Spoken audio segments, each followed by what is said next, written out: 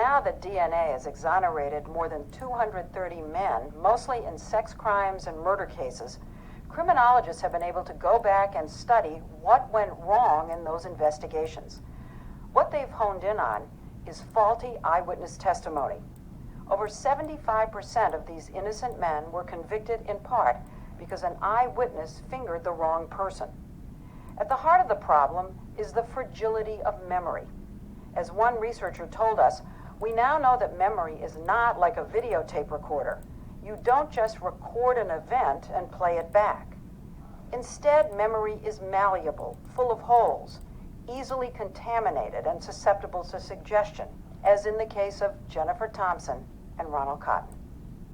Before this case, did you think that there were a lot of innocent people put away? No. You didn't? No, I didn't. Innocent people aren't convicted of crimes they didn't commit. I believe that. What do you think now? Oh, I know better. I mean, well over 200 cases nationally.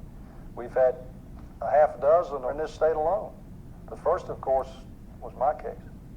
Hallelujah! And as these innocent men have been freed in one state after the next, we've learned something else, that in all the cases where eyewitnesses were wrong, the real perpetrator was not in the initial lineup. When you're sitting in front of a photo lineup, you just assume one of these guys is the suspect. It's my job to find it. And Jennifer did her job. She found the suspect's photo. Problem is, the suspect, Ronald Cotton, was not the rapist. Bobby Poole's photograph was not in the photo lineup. Right. He was not in the physical lineup. When the real perpetrator is not in the set, is none of them, witnesses have a very difficult time being able to recognize that. Gary Wells, a professor of psychology at Iowa State University, has been studying eyewitness memory for 30 years. He says when the real guy isn't there, witnesses tend to pick the person who looks most like him. I think that Ronald Cotton and Bobby Poole look very much alike. They have very similar lips, shape of their eyes, their eyebrows kind of go up in a look of surprise. Yes. Without him in the lineup, Ronald Cotton was the one who was in jeopardy. Wells says eyewitness testimony has two key properties. One, it's often unreliable, and two, it is highly persuasive to jurors. I can see why it's so persuasive. Someone says, I was there. You'd believe that person. You believe that person because they have no reason to lie. Yeah. The legal system is set up to kind of sort between liars and truth tellers, and it's actually pretty good at that. But when someone is genuinely mistaken, the legal system doesn't really know how to deal with that, and we're talking about a genuine error here. He walked us through what went wrong, some of it counterintuitive. When Jennifer spent 5 minutes studying the photographs, she and Detective Galden thought she was being careful. I didn't want to come across, I don't think, as somebody who was like, that's the one. I really wanted to be sure. Wells says no good. Recognition memory is actually quite rapid.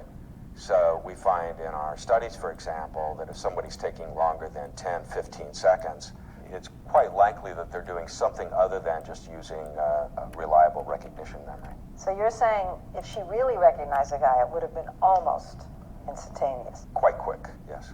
He says a better way would have been to show Jennifer lineup photos or people one at a time, so that she would compare each one directly to her memory rather than to one another. Wells showed me a study in which more than 300 subjects were shown deliberately shaky videotape of a simulated crime. You look out a window and you see some suspicious behavior. What happens is we tell them later that this person that you saw right there put a bomb down the air shaft there. Then subjects are shown a lineup and asked to identify the bomber. That would be so hard. Very difficult. Just saw it. And of course, you're particularly cautious right now. You know now, after we've talked, probably not to pick anyone. No, actually, I actually know who it is, because if I had come upon that, I think it's this guy. Am I wrong? Am I wrong? Yeah. I'm wrong? Yeah. Okay, so there you go. And I'm already saying how hard it is.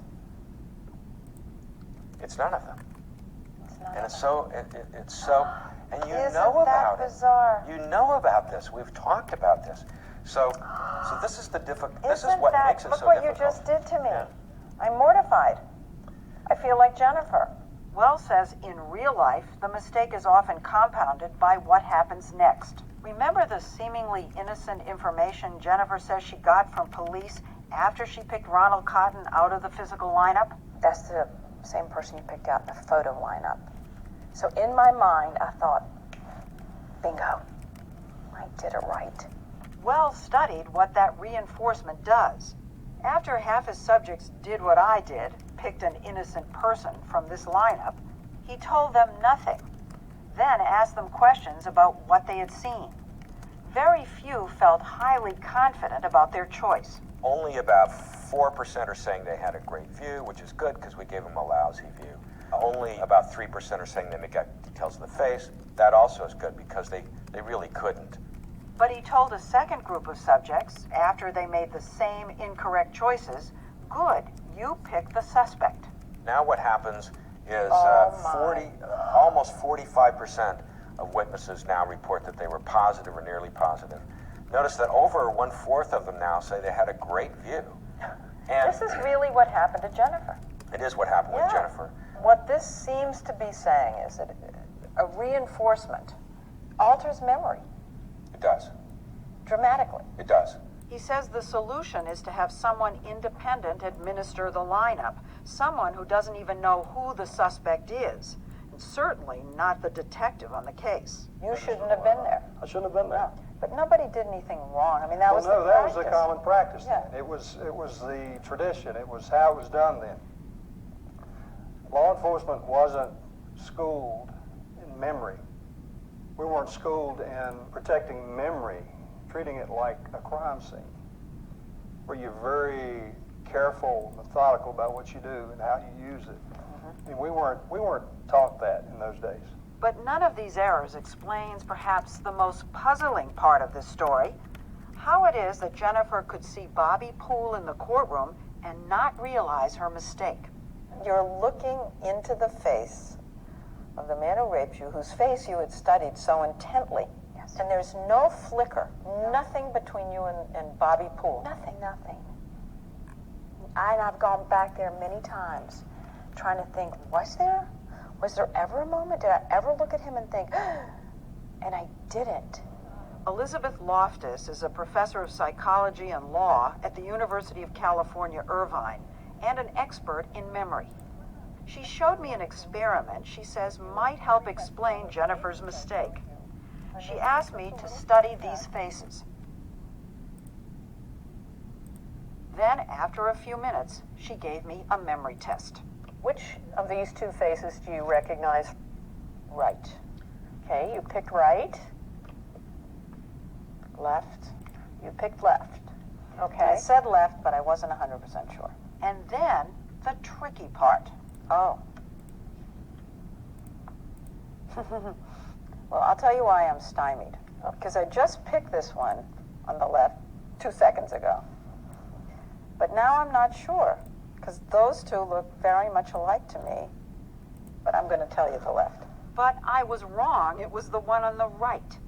Loftus explained how I had been duped. You saw this face, then I gave you a test where I presented you with an altered face, along with a novel one. So I pretty much induce you to pick a wrong face, because I don't even have the real guy there. It's an altered version. And later on, when you now have a choice between the altered one and the real one, you stuck with your altered left choice. This is exactly what happened to Jennifer. This can help us understand why Jennifer can be sitting in a courtroom and be looking at Bobby Poole, the original rapist, and looking at Ronald Cotton and saying, no, it's not Poole, it's Cotton, because she has been picking him all along. I begin to wonder whether there should ever be eyewitness testimony in trials, Well, because of the tricks that memory plays. I think what's important, though, is to understand that, know that. Know it as a police officer, as an investigator, as attorneys. We need eyewitnesses. I mean, if we couldn't convict based on an eyewitness, that's giving a lot of comfort to criminals. We have no choice. We have to find ways to make this evidence better. And that's something Jennifer has tried to do ever since by telling her story to prosecutors, police, defense attorneys, and she's had some success. Her state, North Carolina, was the first in the country to mandate reforms by law, showing victims lineup photos one at a time and emphasizing that the right answer may be none of the above. Having lineups conducted by a person who doesn't know who the suspect is, or not by a person at all. The person who committed the crime may or may not be included. One system now used in a handful of cities is computer software Mike Galden helped develop to have a laptop conduct photo lineups. Does this person look familiar to you? But law professor Rich Rosen says that in the vast majority of places there's been no reform, and that needs to change. This is something that police officers can and should be in favor of. Because you're not getting the real guy off the street. Yeah, Bobby Poole raped other women because they went after Ron Cotton. So Ron is not the only person who suffered from this mistake. Ronald Cotton, now 47 years old, has worked hard to rebuild his life. He works the late shift in a factory. He's been married for 12 years and has a 10-year-old daughter. They live in a house paid for with money North Carolina paid him in restitution, $10,000 for each of the 11 years he spent in prison. When he can, he joins Jennifer in her campaign for reforms. One of the most amazing things to have come out of this miscarriage of justice is the most unlikely of friendships. Jennifer and Ron say they speak on the phone about once a week. They're families of friends. They say they have a shared bond that is hard for most people to fathom. Have people ever met you for the first time when you're together and said kind of cheerily, hey, how did you two meet? Yeah. They We did it on the airplane a lot. Oh, yeah. For traveling. And I usually just have you tell them. Well, what do you say? We would look at each other and laugh, and finally we go ahead And tell them. And they have recently co-authored a book in hopes that their story can inform and inspire others. Today, when you think about what happened to you that night when you were 22 years old, whose face is there? Nobody's. Oh my. That to me is one of the most beautiful things, is I don't have a face. Bobby Poole's dead. I don't ever have to worry about him ever hurting another woman. He died in prison. And Ronald Cotton is my friend. For more on how memories can be contaminated, go to 60minutes.com.